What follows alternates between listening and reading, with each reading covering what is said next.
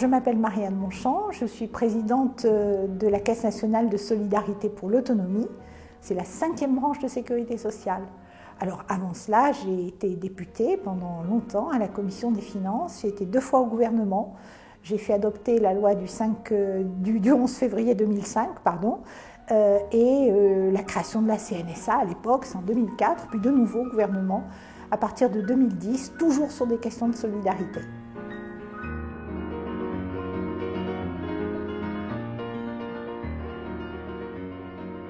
Alors déjà, Philippe, c'est quelqu'un pour qui j'ai beaucoup d'estime et j'ajoute beaucoup d'amitié. J'ai de l'estime parce que quand j'ai rencontré Philippe la première fois, il était candidat dans l'équipe du président de la République, Emmanuel Macron, que j'ai rejointe. Moi aussi, on n'a pas la même histoire politique, on n'a pas le même parcours, mais j'ai tout de suite vu en Philippe à la fois un homme engagé, à la fois un homme très près de sa circonscription, et puis, je veux le dire, un médecin. Et si vous voulez, c'est cette personnalité extrêmement attentive aux autres, très proche de sa circonscription, très proche de nos concitoyens et très engagée dans l'action parlementaire qui me frappe et qui fait que, pour moi, c'est quelqu'un qui compte, Philippe Chalumeau.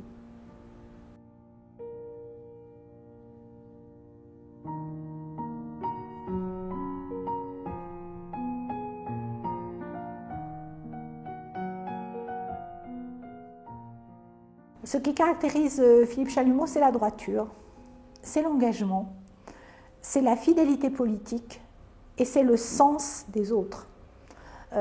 En parlant de Philippe Chalumeau à travers son histoire professionnelle et son histoire d'engagement, je crois qu'on a la trace et on a la preuve de ces caractéristiques. Et pour moi, ce sont des caractéristiques qui comptent. On est dans un monde où les choses bougent beaucoup, où les gens sont très mobiles.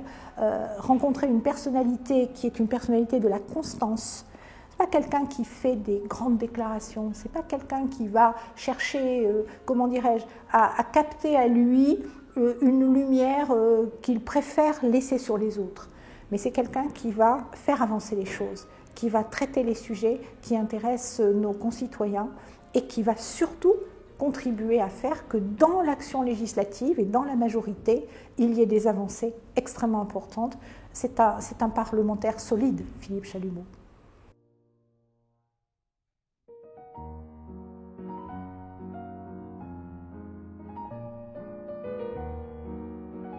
Alors, je vais dire d'autres choses sur Philippe Chalumeau et je vais d'une certaine manière m'adresser à lui, à toi, mon cher Philippe, de ce parcours que nous avons au fond effectué ensemble, toi à ta place de député et moi à la mienne, présidente du conseil de la CNSA.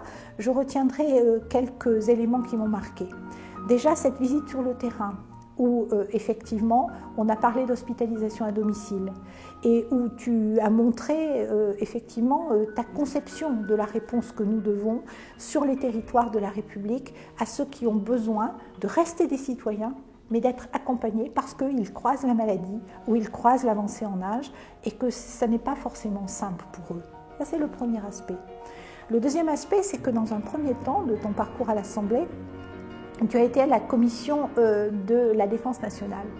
Et un jour, alors que nous étions en réunion de travail, tu as évoqué auprès de moi la loi de programmation militaire, à laquelle tu as beaucoup contribué et qui te doit beaucoup. Je veux te dire que ça a été pour moi une source d'inspiration profonde, et tu le sais, parce qu'un jour tu es intervenu dans un séminaire du conseil de la CNSA et que tu as expliqué aux membres du conseil de la CNSA, alors qui sont d'origine très diverses. Il y a des représentants de l'État, des représentants des associations, des territoires, des personnes et des familles qui sont touchées par l'avancée en âge et le handicap. Tu leur as expliqué l'intérêt de la méthode même d'une loi de programmation.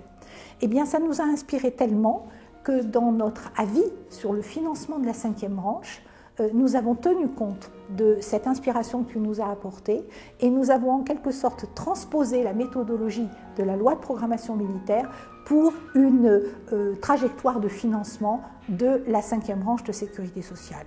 Et puis l'autre point, c'est que la création de la 5e branche te doit beaucoup. Tu fais partie de ceux qui, dans l'hémicycle, ont été des chevilles ouvrières de la création de la branche, notamment dans l'examen de la loi du 7 août 2020, qui a porté création de la 5e branche autonomie. Juste pour ceux qui nous écoutent, je veux dire que la 5e branche autonomie, c'est un truc énorme. C'est évidemment quelques 35 milliards d'euros, ça touche la vie de nos concitoyens qui avancent en âge ou qui sont touchés par le handicap, mais plus que ça, c'est une réalisation majeure de la majorité parlementaire qui a installé dans la sécurité sociale une ambition nouvelle qui est celle de la vie autonome de chacun, quel que soit l'âge, quel que soit le territoire et quelle que soit la situation de handicap. Alors, si tu me permets, avec amitié, simplicité, je veux te dire merci pour ces échanges, pour cette contribution qui est en effet une contribution décisive à la protection sociale française.